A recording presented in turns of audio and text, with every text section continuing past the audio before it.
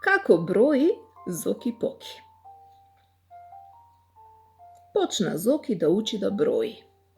Му покажаа кои се бројките до 10, тој ги повторуваше цел ден и сите помислија дека ги научи. Вечерта дојдоа гости и му донесоа на Зоки кесе карамели. Рече бабата, не знаете вие, Зоки умее да брои до 10. Да видиме, извикаа гостите. Ако умее, тогаш нека ги изброи карамелите што му ги донесовме. Тоа е најлесно, рече Зоки. Веднаш. Тој ги растури карамелите пред себе и почна. Една карамела, рече Зоки и оддели настрана една карамела. 2 карамели, 3 карамели. Браво, браво, рекоа гостите.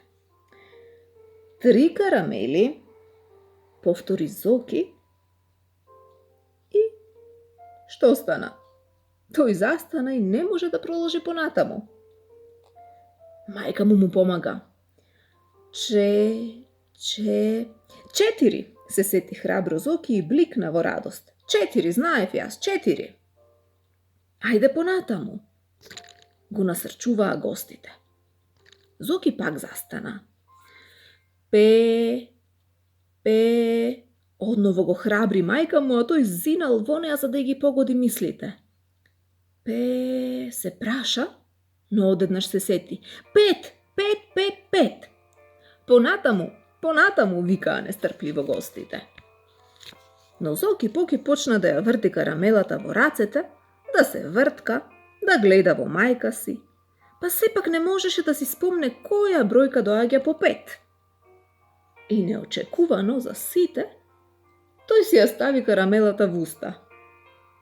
Ова не е за броење, рече. Не чини. Па и оваа не чини, рече Зоки и за следната карамела. Пих, какви карамели сте ми донеле.